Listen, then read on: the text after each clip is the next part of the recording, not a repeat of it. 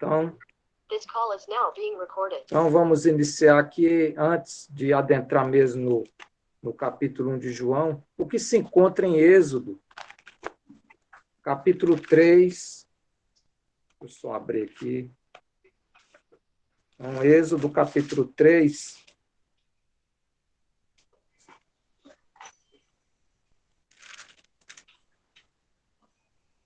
E nós vamos ver só encontrar aqui. O capítulo 3, eu vou ler alguns versículos a partir do versículo 1. Então, diz assim, no capítulo 3 de Êxodo: apacentava Moisés o rebanho de Jetro, seu sogro, sacerdote de Midian, e levando o rebanho para o lado ocidental do deserto, chegou ao monte de Deus, a Horebe. Apareceu-lhe o anjo do Senhor numa chama de fogo no meio de uma sarça. Moisés olhou, e eis que a sarça ardia no fogo, e a sarça não se consumia.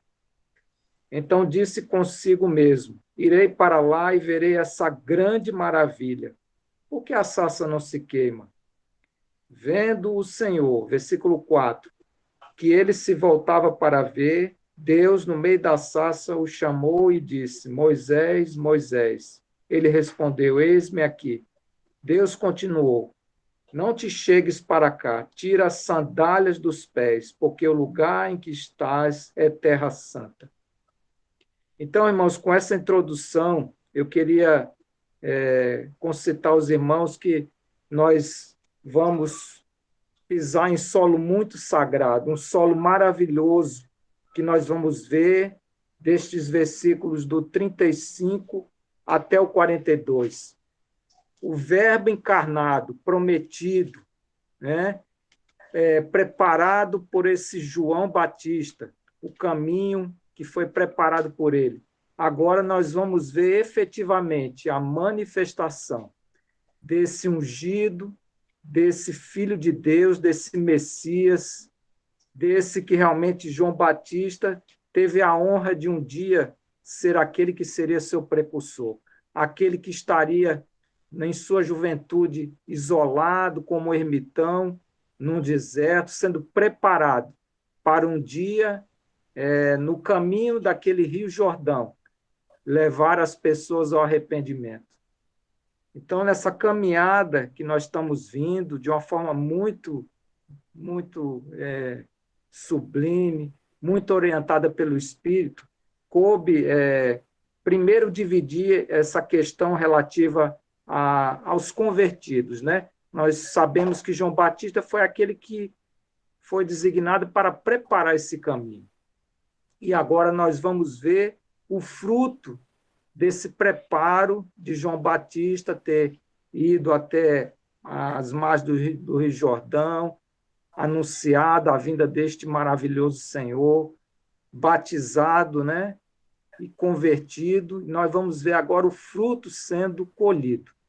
Então, esses versículos nos vão dar conta desses primeiros convertidos. E aí, o Senhor me orientou a fazer uma divisão. Eu poderia muito bem falar desses versículos do 35 ao 51, mas vejo assim, importante nós separarmos esses eventos. Esses primeiros que aqui chamam de dois discípulos que seguem, que são de João Batista, que vão seguir Jesus, que nós vamos dar conta aqui de André, do próprio João, introduzindo também depois Simão Pedro, e na outra sequência nós vamos falar de Filipe e Natanael.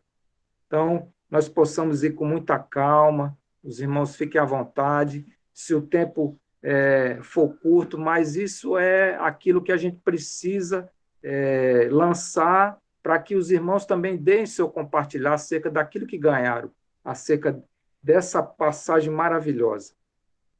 Então, irmãos, eu vou primeiro ler os versículos, nós voltemos então ao Evangelho de João, capítulo 1. Eu vou primeiro fazer a leitura dos versículos que nós vamos tratar hoje. Então, do versículo 35 ao 42. Pedi que os irmãos abrissem e eu irei fazer a leitura.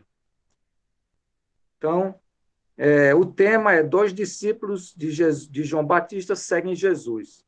Então, versículo 35. No dia seguinte, estava João outra vez na companhia de 2 dos seus discípulos. 36. E vendo Jesus passar, disse: Eis o Cordeiro de Deus. 37. Os 2 discípulos, ouvindo-o dizer isto, seguiram Jesus. 38. E Jesus, voltando-se, vendo que os seguiram, disse-lhes: Que buscais? Disseram-lhe: Rabi, que quer dizer mestre, onde assistes? Versículo 39. Respondeu-lhes: Vinde e vede. Foram, pois, e viram onde Jesus estava morando, e ficaram com ele aquele dia, sendo mais ou menos a hora 10ª. Versículo 40.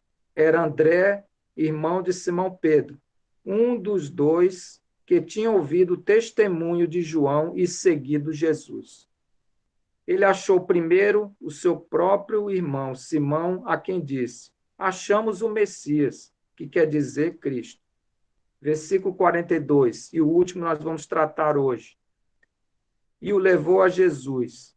Olhando Jesus para ele, disse: Tu és Simão, o filho de João, tu serás chamado Cefas, que quer dizer Pedro. Então, irmãos, nós estamos seguindo uma sequência, como foi dito, iniciada, né, pelo testemunho deixado por João Batista.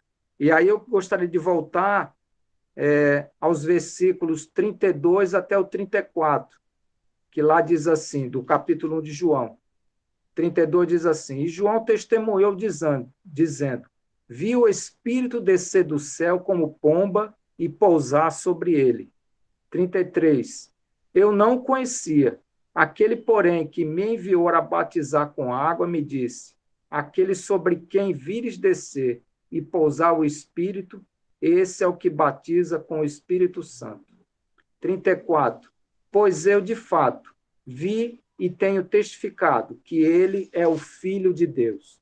Então, irmãos, vejam a importância de que João, né, testificou. João falava de que viria alguém maior do que ele, do qual ele não teria a capacidade de desatar a sandália dos seus pés, não seria digno. Então, nós sabemos que com a pregação de João Batista lá no Rio Jordão, muitas pessoas acorreram até ele, muitos chegaram até ele para ouvir o que ele estava falando. Desses, muitos que ouviram não foram tocados, não foram sensibilizados com aquilo que João Batista falou. Mas alguns, e não poucos, ouviram, se arrependeram, foram batizados na água, no Rio Jordão, e dentre esses que foram batizados, um grupo seleto, grupo de poucos, permaneceram com ele como discípulos, e se reuniam com ele, escutavam ele, e estavam sendo preparados, né, mediante aquilo que João Batista falava, que viria um que seria muito maior do que ele. E João já está apontando um caminho de mostrar: eu não sou digno, não sou eu estou dando o testemunho daquele que virá. E isso, uma forma de despertar aqueles que estavam mais próximos a ele, que na medida em que ele apontasse quem seria ele, esses que são seus discípulos, naturalmente o deixariam e seguiriam caminho com aquele ao qual ele estava apontando. Esse era o propósito de João Batista. Jamais João Batista quis ter seguidores que, na medida em que ele apontasse para aquele que seria muito maior do que ele não teria o desejo de que esses ficassem com ele, como seus seguidores. Mas, como sabemos, nada é imposto, tudo é de forma muito voluntária. E aqui nós podemos ter essa visão de que João Batista jamais obrigou ninguém a deixar de segui-lo ou a passar a seguir o Mestre, a Jesus Cristo, nada disso. Como nós vemos mesmo como a palavra diz, o Senhor, quando se intitula que é uma porta, isso está lá em João, vou só pegar aqui, o Senhor diz, em João capítulo 10, versículo 9, algo muito libertador, isso é maravilhoso, até pedir que nós possamos ir lá em João capítulo 10, versículo 9, o Senhor diz assim: eu sou a porta. Se alguém entrar por mim, será salvo, entrará e sairá, e achará pastagem. Então, irmãos, aqui, quando o Senhor diz que ele é a porta, né, se a gente achar que por ser a porta ela está fechada, o Senhor diz que não, essa porta é aberta, porque ele diz, ele entrará e sairá, e achará pastagem. Então, o Senhor mostra que ele não é controlador, que quem quiser segui-lo tem a liberdade de segui-lo ou não seguir, como nós temos aquele episódio que houve lá em João, capítulo 6, que muitos daqueles discípulos, né, naquilo que o Senhor falou, que ele era a verdadeira comida e bebida, que quem não comesse dele e não comesse da carne dele, não bebesse seu sangue, não teria ele. Ali diz, né, que muitos já não mais o seguiam. E o Senhor, ali no próprio capítulo 6, ele pergunta àqueles seus escolhidos. Ele está no versículo 67. Então perguntou Jesus aos 12: porventura quereis também vós outros retirar-vos? Então, mostrando, irmãos, a liberdade que é seguir o Senhor. E que João Batista, como precursor, cumpre também esta liberdade. Em nenhum momento João Batista quis ficar com discípulos, quis seguir um caminho paralelo, nada disso. João Batista é aquele que era o que iria preparar o caminho do Senhor. E assim ele cumpriu muito bem sua missão. E na medida em que ele e os seus seguidores esperavam tão somente que ele apontasse quem seria aquele do qual ele falava. E agora os discípulos de João Batista escutam quem verdadeiramente é esse homem. Aponta para Jesus, o Nazareno. E nós começamos a ver uma reação, e uma reação não por imposição, mas uma coisa muito natural, como é o que nós lemos nesse relato do capítulo 1, dos versículos 35 ao 42. Dois discípulos, ouvindo novamente que João diz, esse é o Cordeiro de Deus. E aqui nós vemos que não há nenhuma imposição, isso é algo muito natural. E aqui também é muito interessante, como eu tinha colocado aquela questão lá de Moisés, quando pisa em Terra Santa. Aqui, irmãos, nós estamos tocando num terreno muito santo. Nós estamos dando os primeiros passos da pregação de Jesus Cristo, do seu reino messiânico, da origem da igreja. Aqui é uma forma ainda muito berçária, né? O início de tudo, como se deu tudo, né? O desabrochar dessa fé cristã, essas fontes singelas do rio da vida, a origem humilde do poderoso império do nosso Senhor Jesus Cristo, tudo aqui, nesses pequenos versículos. E interessante, né, a gente se debruçar nele e ver a simplicidade. Como essas pessoas se conhecem, né? Não há nada assim de formalidade, ninguém apresenta ninguém, eu sou Jesus, olha, João Batista dizendo, não, isso aqui é André, isso aqui é João, não tem nada dessas formalidades. E aí a gente se confronta muito com a nossa realidade humana, né, irmão? Se fosse algo humano, isso aqui, quanto aparato nós iríamos fazer ou provocar para que houvesse relevância numa coisa que realmente é a origem de todo o caminhar. Se nós estamos aqui hoje é porque um dia João Batista deixou um testemunho, João Batista apontou para aquele que seria o mestre, dois discípulos, ouvindo isso, passam a seguir deliberadamente, sem imposição alguma, este Senhor. Então, é dessa forma, desse evento muito simples, que humanamente pode parecer insignificante ao olhar dos homens.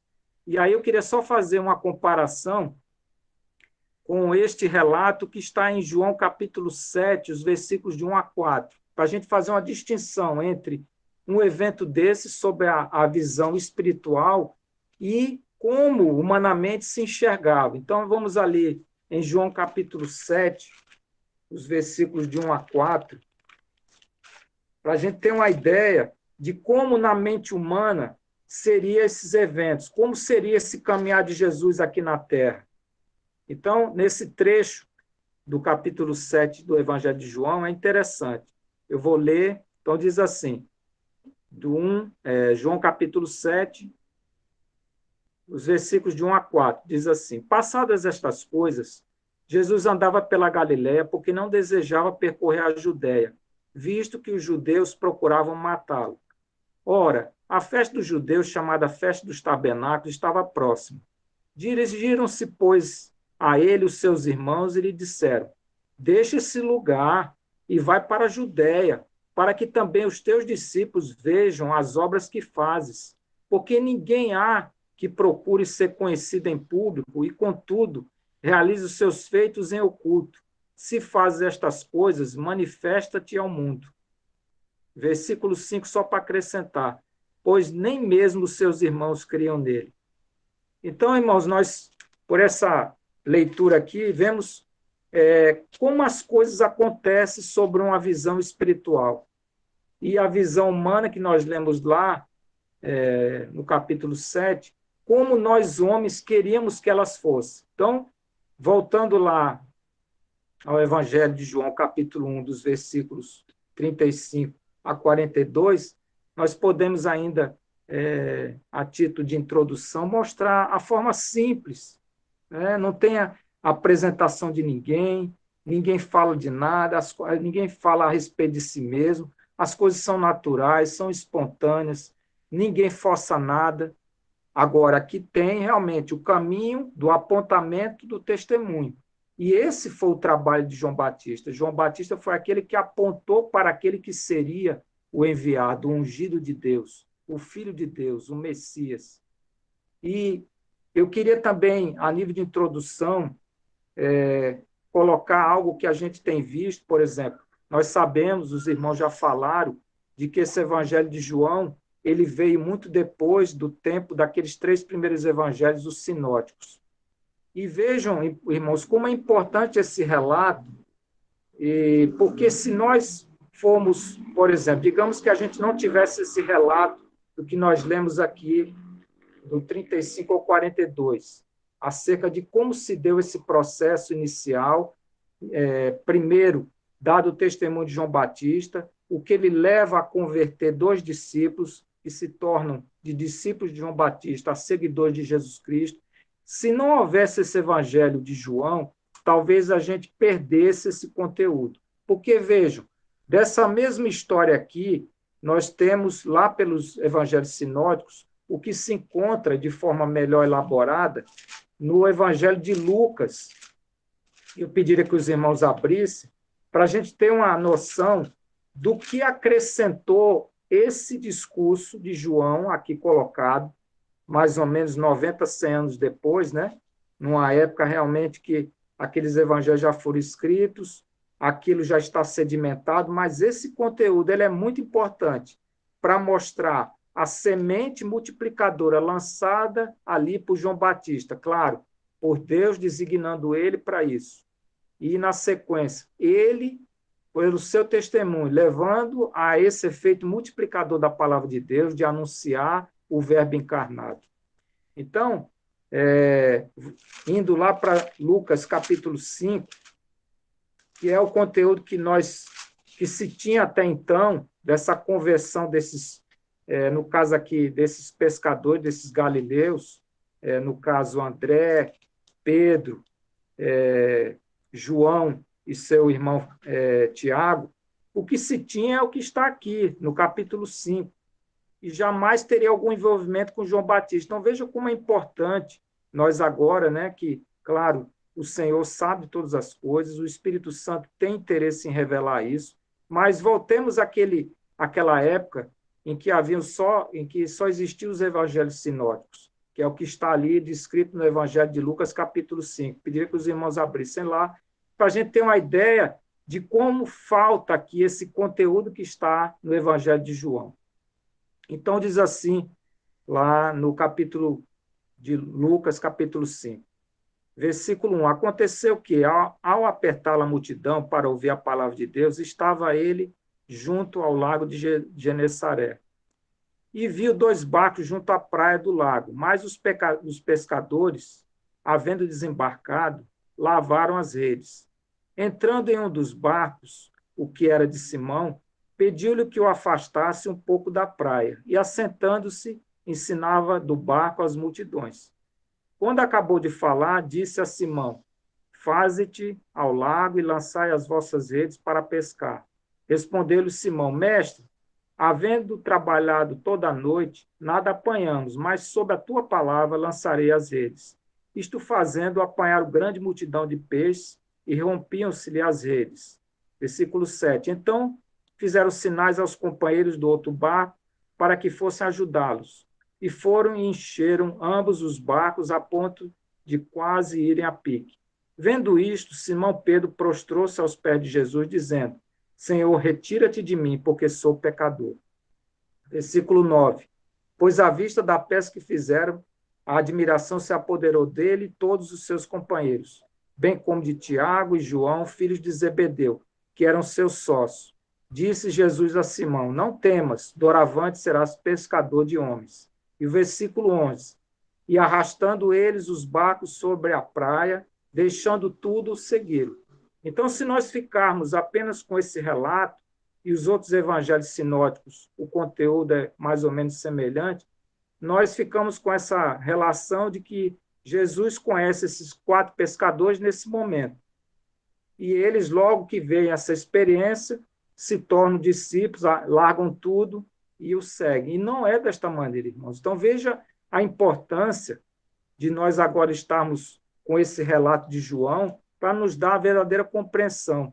Outro evangelista que também tem uma história semelhante é Levi, que lá, isso está no próprio Evangelho de Lucas, capítulo 5, versículo 27, diz assim: Passadas estas coisas, saindo, vi um publicano chamado Levi, assentado na coletoria, e disse-me, segue-me.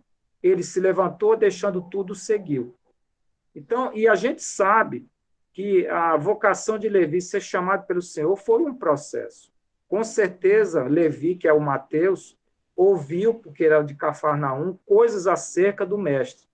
E aí, ouvindo o testemunho, escutando, essa passagem depois ela não é isolada, ela é mediante um testemunho dado, coisas que ele ouviu, e aí, diante dessa cena aqui, ele é levado a seguir o Senhor. Então, isso é maravilhoso para a gente ver que essa conversão não é dessa forma tão instantânea como ficaria impresso se nós não tivéssemos esse Evangelho de João com esse relato. E isso é importante para nós compreendermos, é todo um processo. Precisa haver esse relacionamento. A nossa conversão em Cristo, a nossa relação com Ele, é realmente algo de um convívio com uma pessoa. Não é uma crença apenas, não é uma doutrina, é um relacionamento com uma pessoa.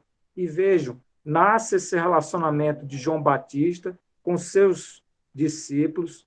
João Batista prepara esses discípulos para que ele passe a se relacionar com a outra pessoa. E isso agora vai ser um encadeamento. Chegamos até aqui hoje com esse evangelho mediante testemunho. Um dia, e nós podemos ir e também tirar assim, diante do que nós lemos também, que João, quando escreve isso, João já está velhinho, mas isso traz nele, quando ele escreve essa passagem, como ele foi levado a conhecer Jesus, a se tornar um discípulo, nós podemos ver um pouco desse relato no que está lá em 1 João, pediria que nós abríssemos agora. Que sentimento estão passando por João quando ele escreve esses versículos que agora vão dar conta de ter um contato, um relacionamento com esse Messias, com esse maravilhoso Senhor. Então, em 1 João, deixa eu só abrir aqui, 1 João,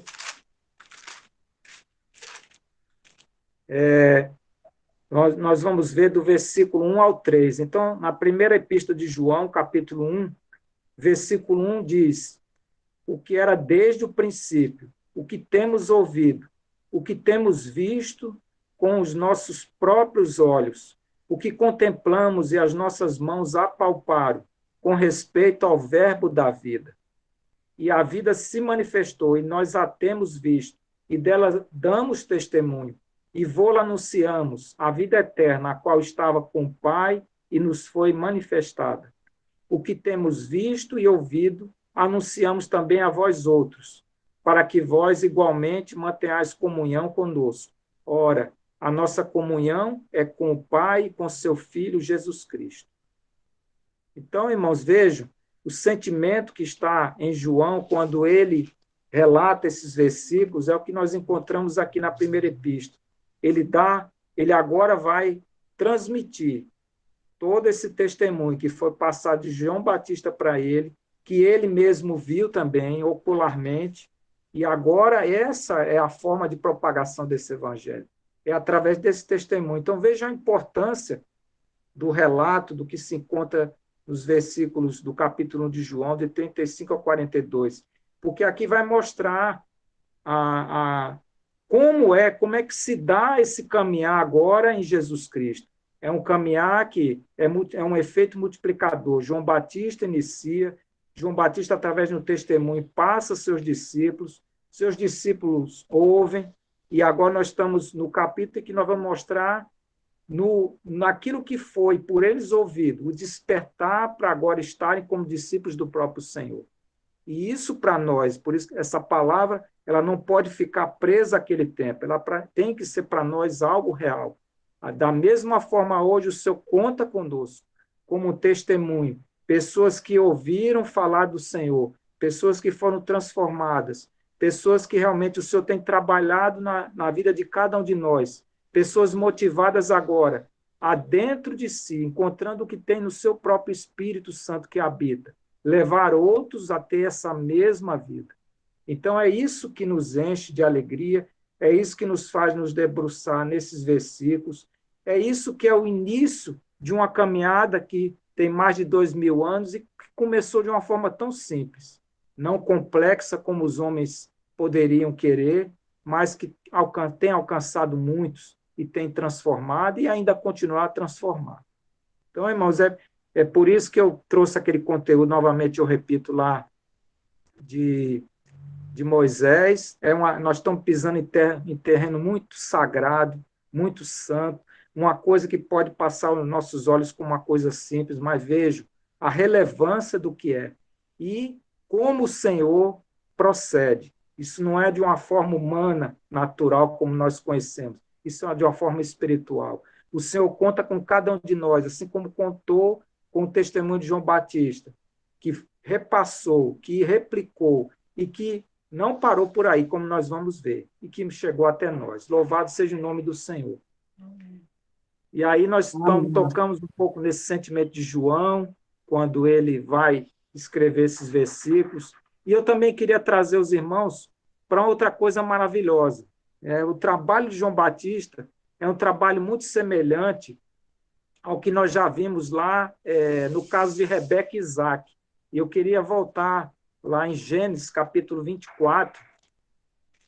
Então, vamos abrir em Gênesis, capítulo 24. Os irmãos já sabem, mas sempre é bom a gente trazer isso à memória, naquela questão de quando Abraão quer preparar uma esposa para o seu filho Isaque. E aí nós temos Eliezer, que é aquele que é o designado para trazer essa esposa, e Eliezer, ele é uma tipologia do Espírito Santo, e isso é interessante, irmãos, que nós possamos agora ter uma percepção desse preparar de um caminho de alguém que vai trazer a noiva para o noivo. Nós podemos desfrutar disso, porque qual é o objetivo da igreja? A igreja é a noiva do Senhor, e nós estamos sendo preparados para um dia sermos desposados por ele. E esse caminho é lindo, maravilhoso. Um dia, numa tipologia, numa sombra, foi, em Gênesis 24, mostrado para nós. E agora nós podemos ver isso numa realidade, diante daqueles discípulos, aqueles 2 discípulos que ouviram de João Batista que ele era o noivo. Então, lá em Gênesis 24, nós podemos ver dos versículos 58 ao 67. Então, diz assim, aquela questão de quando Eliezer encontra Rebeca, de que ele fala o propósito dele, de que ele ia levar Rebeca para Isaac, e aí há aquela preocupação de que ela fique mais alguns dias, não é?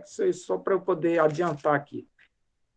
E aí, quando há aquela discussão, Eliezer disse que tinha que partir logo, E aí, no versículo 57, diz assim: disseram, chamemos a moça e ouçamo-la pessoalmente. Versículo 58, lá do capítulo de Gênesis 24.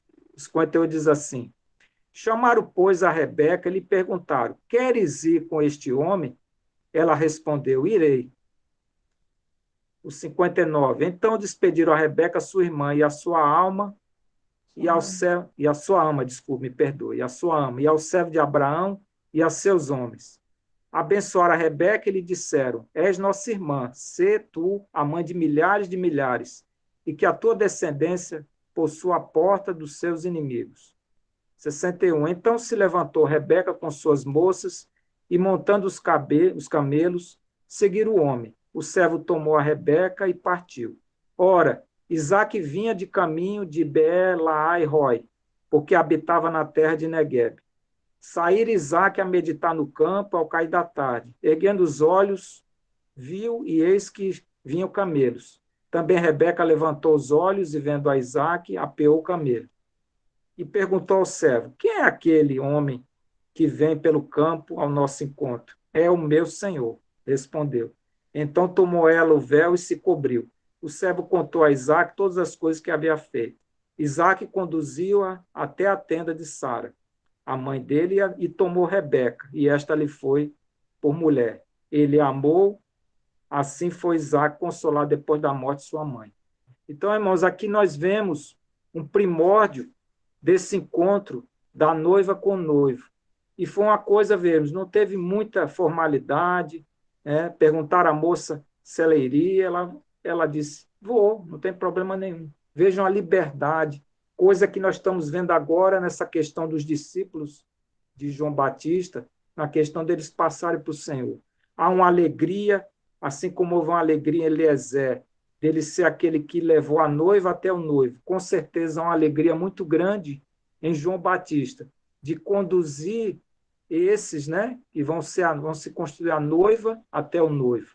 E nós podemos ver isso, que também se encontra em João capítulo 3, dos versículos 27 a 30. Vamos ver a alegria que João Batista tem em ver essa condição agora de que o seu testemunho leva a outros a seguirem a Jesus. Isso para ele é a grande alegria, foi para isso que ele veio, a preparar esse caminho. Então, lá em João capítulo 3, dos versículos 27 a 30, nós podemos desfrutar da alegria de João Batista, como já foi dito, ele não tinha intenção de permanecer com discípulos. Ele agora aponta para aquele que é o Cordeiro de Deus e em liberdade, que esses possam se dispor a deixarem ele e seguirem o Mestre. Então, lá diz assim, em João capítulo 3, 27, do 27 a... Olha, eu vou começar pelo 26. O 26 diz assim, e foram ter com João e lhe disseram, mestre, aquele que estava contigo, além do Jordão, do qual tens dado testemunho, está batizando, e todos lhe saem ao encontro. Respondeu João, o homem não pode receber coisa alguma, se do céu não lhe for dado. Vós mesmos sois testemunhas de que vos disse, eu não sou o Cristo, mas fui enviado como seu precursor. O que tem a noiva é o noivo. O amigo do noivo que está presente e o ouve, muito se regozija por causa da voz do noivo. Pois esta alegria já se cumpriu em mim. Convém que ele cresça e que eu diminua.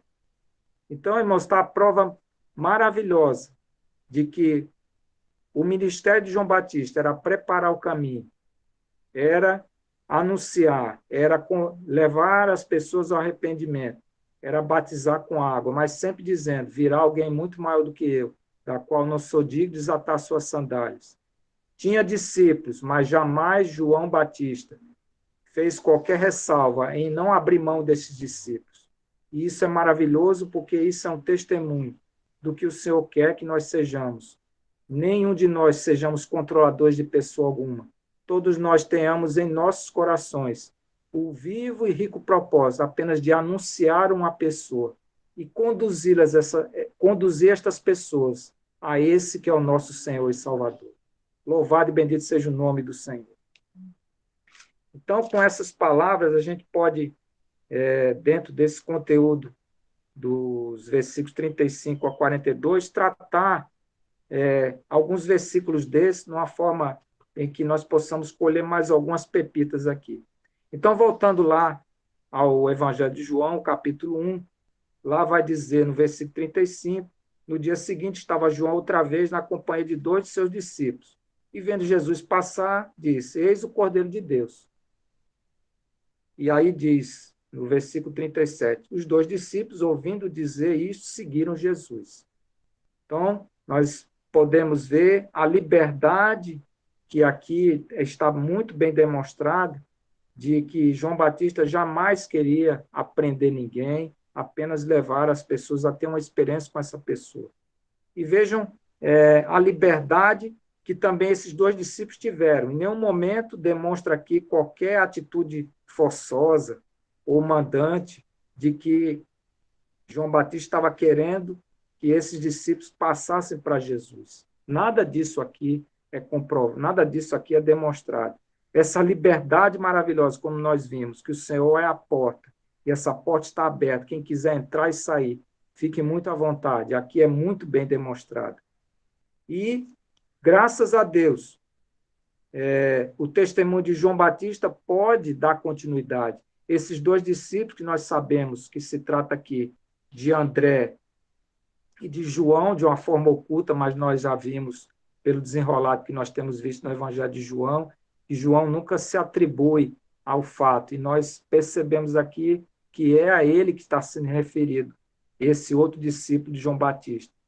E vejam, como já tinha dito antes, que não há apresentação formal, ninguém, eu sou Jesus, eu sou João Batista, esse aqui é André, esse aqui é João, nada disso. É uma coisa muito simples.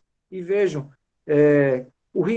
a simplicidade do início desse processo, como isso é maravilhoso. E como já foi dito antes, se fosse uma coisa humana, estaria cheio de outras coisas e que não teria a repercussão que teve aqui. E é interessante que esses 2 discípulos, nós vemos agora no versículo 38, diz assim, Jesus voltando-se e vendo que o seguiam, disse, que buscais? E é interessante essa pergunta que o senhor faz, né? Que buscais? E às vezes a gente imagina assim uma pergunta dura do Senhor se dirigindo a eles. O Senhor, nós sabemos, ele sabe de todas as coisas.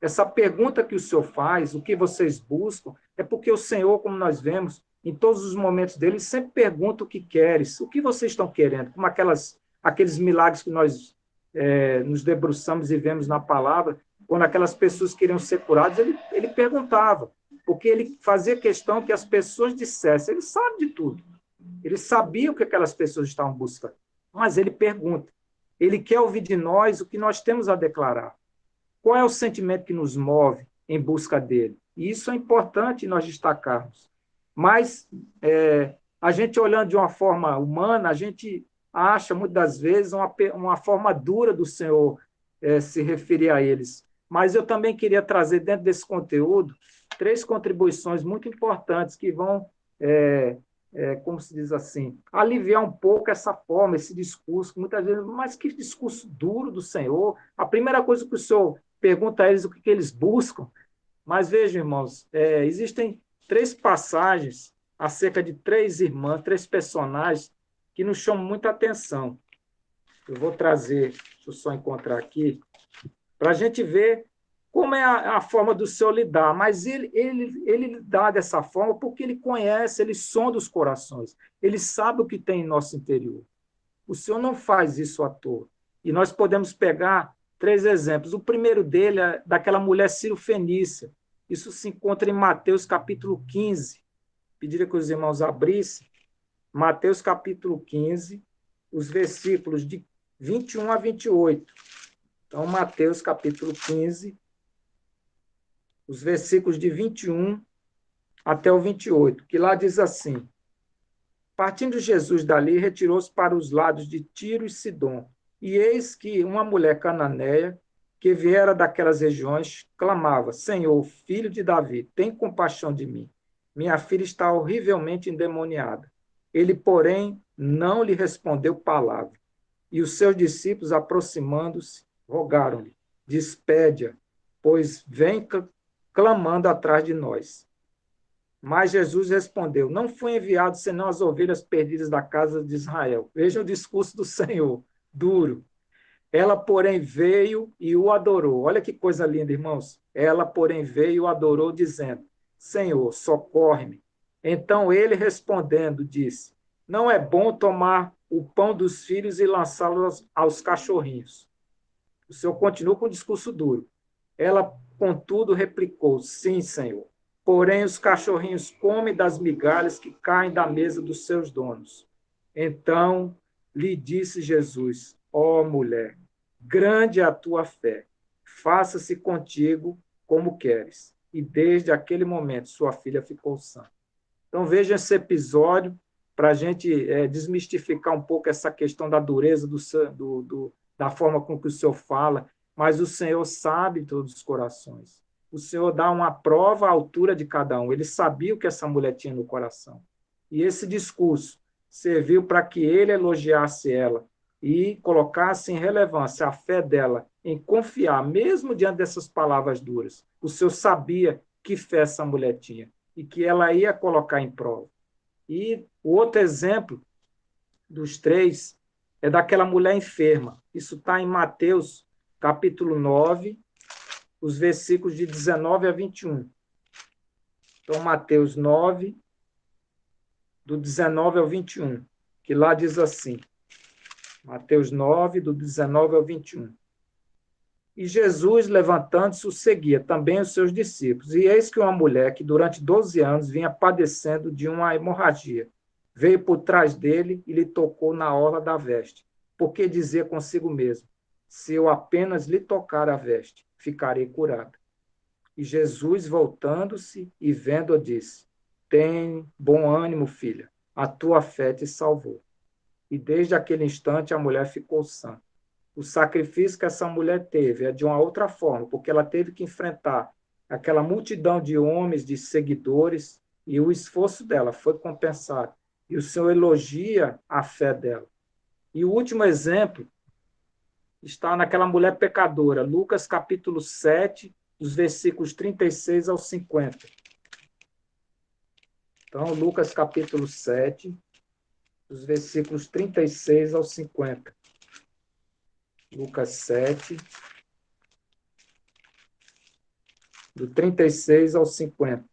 Diz assim: convidou um dos fariseus para que fosse jantar com ele. Jesus, entrando na casa do fariseu, tomou lugar à mesa. E eis que uma mulher da cidade, pecadora, sabendo que ele estava à mesa na casa do fariseu, levou um vaso de alabastro com unguento. E, estando por detrás aos seus pés, chorando, regava-os com suas lágrimas e os enxugava com os próprios cabelos. E beijava-lhe os pés e os ungia com unguento. Ao ver isto, o fariseu que o convidara disse consigo mesmo: se este fora profeta, bem saberia quem é e qual é a mulher que lhe tocou, porque é pecadora. Dirigiu-se Jesus ao fariseu e lhe disse: Simão, uma coisa tenho a dizer-te. Ele respondeu: dize a mestre. Certo credor tinha 2 devedores. Um lhe devia 500 denários e o outro 50.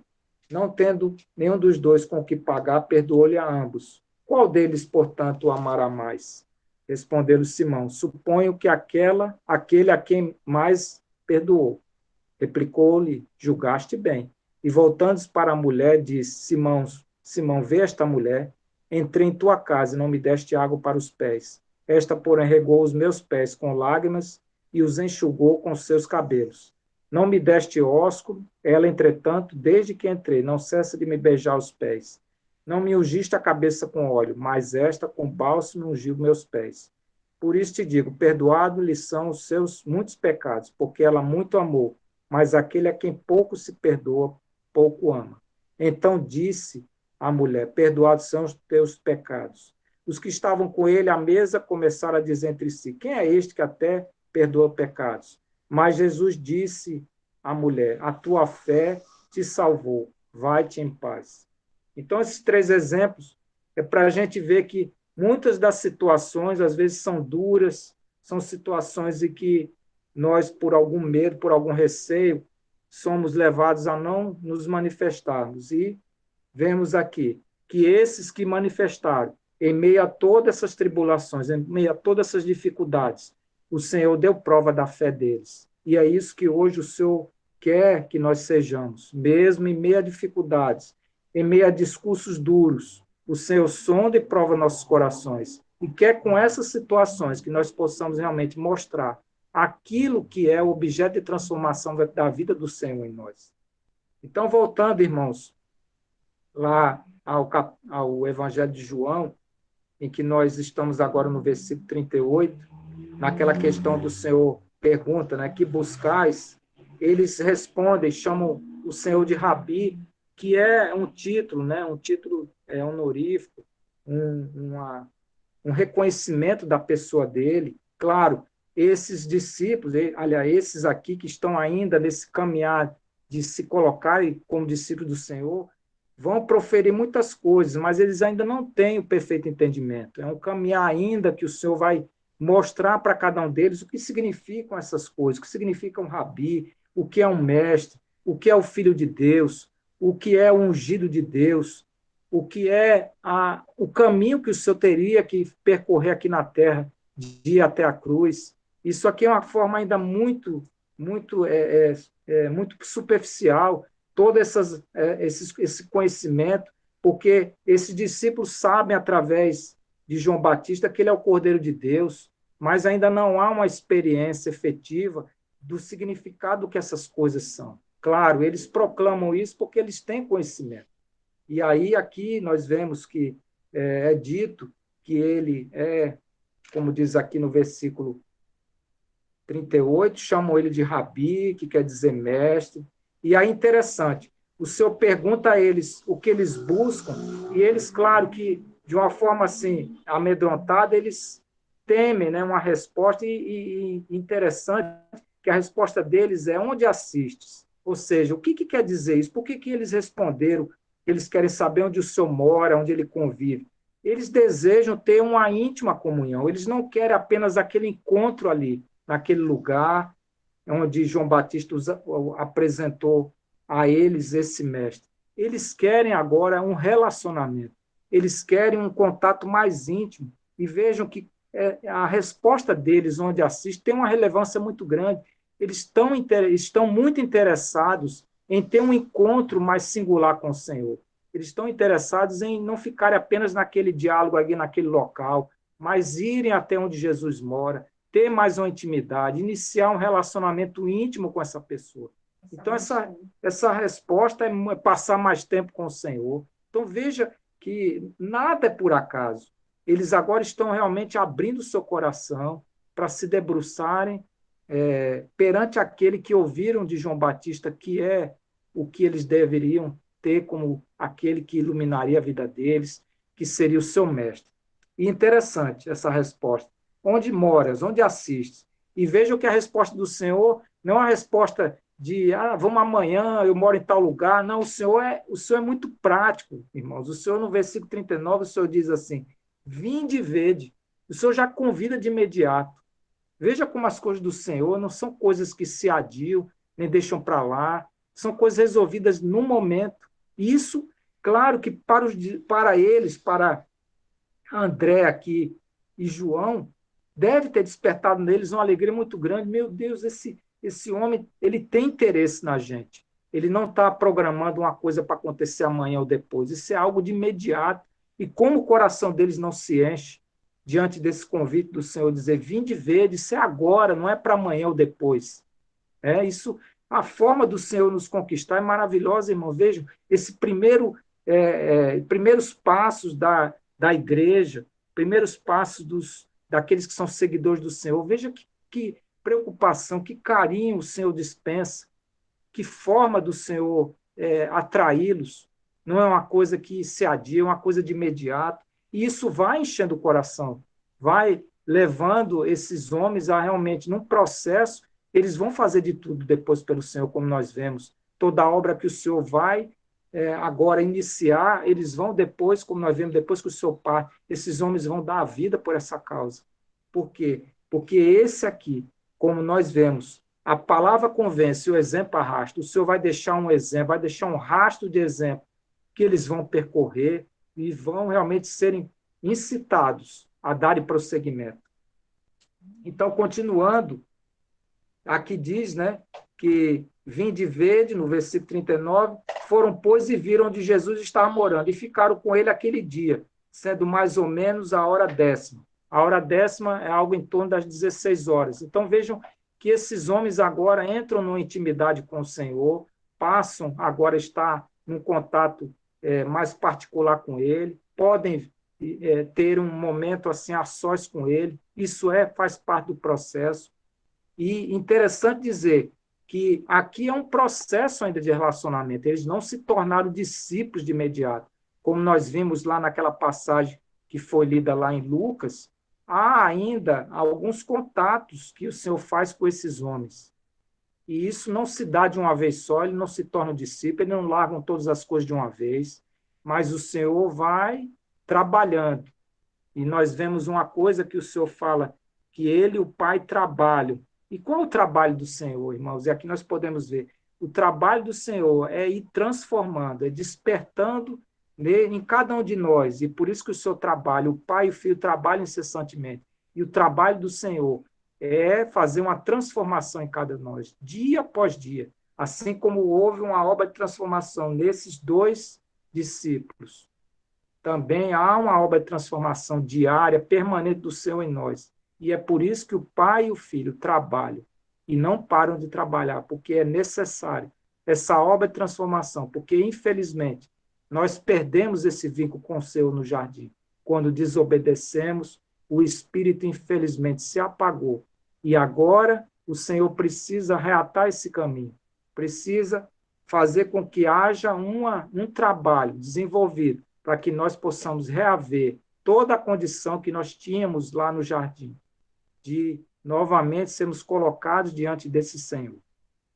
Então, prosseguindo, aqui vai dizer, no versículo 40, era André, o irmão de Simão Pedro, um dos dois que tinha ouvido o testemunho de João e seguido Jesus. Então, nós já trabalhamos isso, tínhamos visto, né, que os dois discípulos, que eram discípulos de João Batista, um chamava-se André e o outro, que nós localizamos aqui pela forma com que o evangelho de João é feito, que é o próprio João. Então, aqui vai mostrar André, um dos que ouviram. E no versículo 42, vai falar algo, irmãos, que já mostra também o caminho de multiplicação de conversão. João Batista transmite para André e João. E agora nós vamos ver André iniciando essa semeadura, multiplicando isso que ele um dia escutou de João Batista. E esse é o prosseguimento que o Senhor tem e que confia em cada um de nós e que brotou aqui, irmãos. Nós podemos ver. Aqui é a origem de toda essa caminhada agora. André vê que esse é o Messias, André tem esse contato com ele, e após vê-lo, o que desperta no coração dele? Eu não posso ficar com isso, eu tenho que levar para outros. E nós nos lembramos daquela mulher samaritana, né? Quando ela teve aquele contato com o Senhor, o que ela, depois daquele contato, teve no seu coração? O despertar para que ela fosse até aquela aldeia e desse o testemunho dessa pessoa que ela conheceu, o Filho de Deus, o ungido do Senhor, o Salvador, aquele que é o descanso de nossas almas. Então, vejam, irmãos, a origem de tudo. João Batista anuncia, é testemunho, trabalha em André, trabalha em João, e agora já começamos a ver o fruto sendo desencadeado. André, depois de toda essa situação, de ter conhecido o Senhor, o que desperta no coração dele? Eu preciso levar essa palavra adiante. Vai até seu irmão, como diz aqui no versículo 48. Acha primeiro o seu próprio irmão, a quem disse, achamos o Messias, que quer dizer Cristo.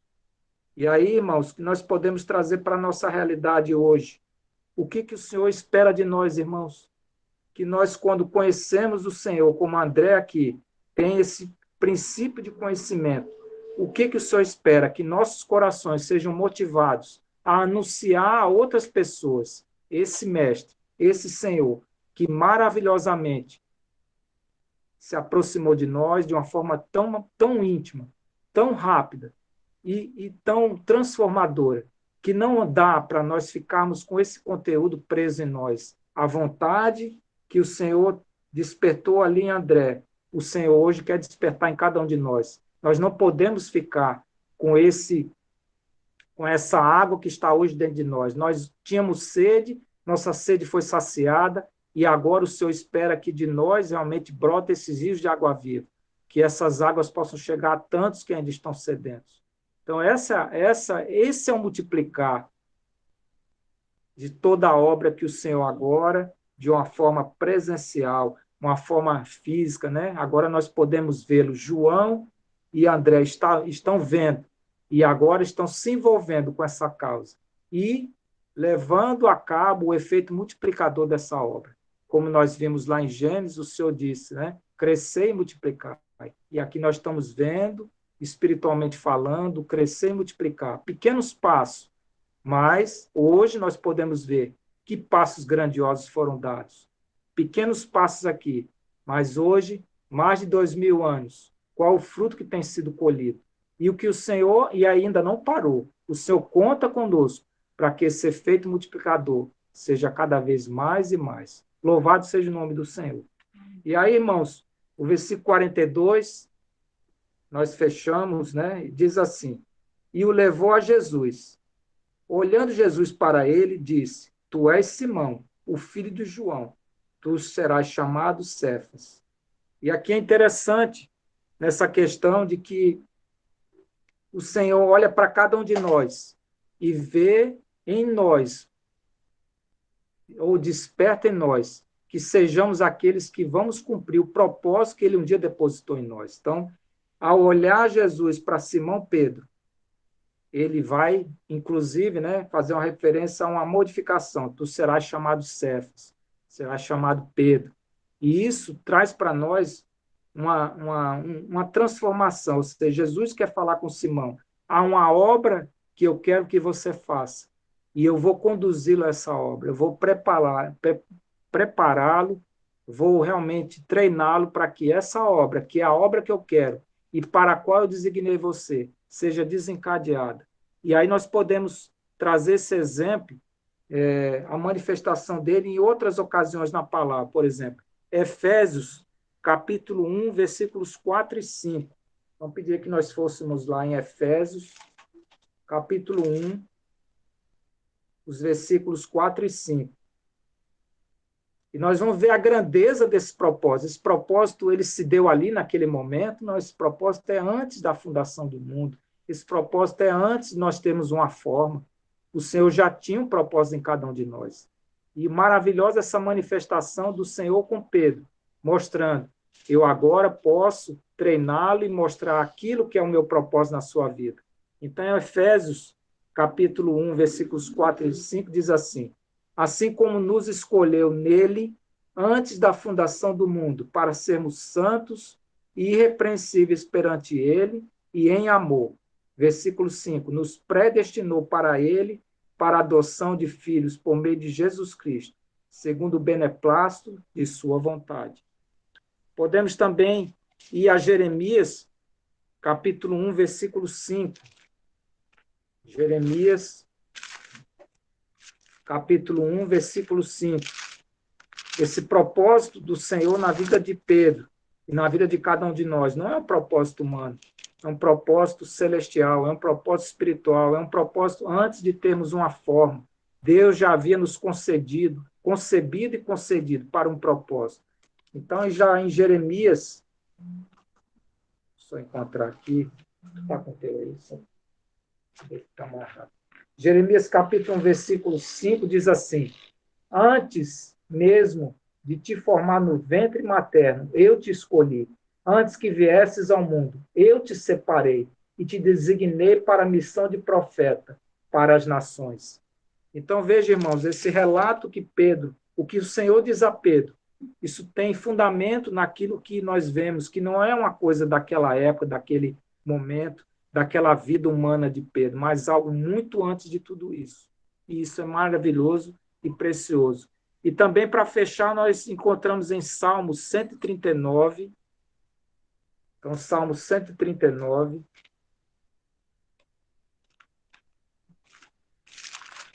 Salmo 139.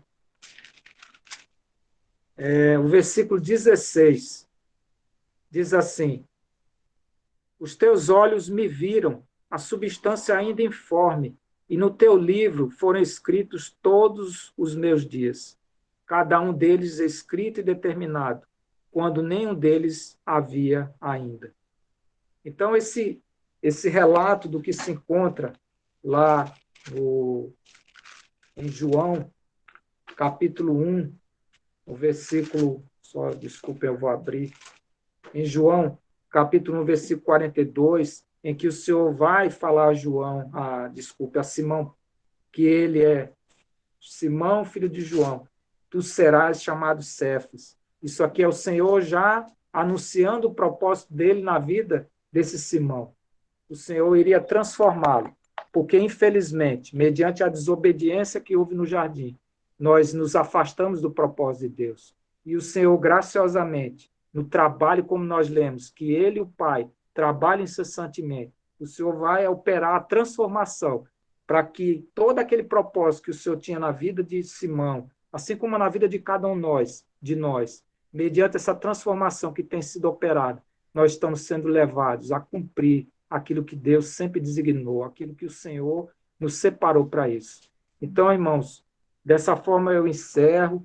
Espero que os irmãos tenham sido encorajados a que nós possamos dar valor a esse processo de conversão, a essa forma de multiplicação que, da visão humana, nós achamos que ela daria em fracasso, mas hoje, decorrido de mais de 2000 anos, tem frutificado, tem produzido fruto dia após dia.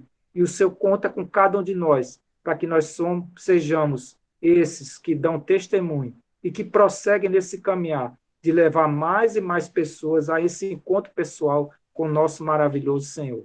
Louvado e bendito seja o seu santo nome. Aleluia. Amém. Amém. Amém. Aleluia. Louvado seja. Amém.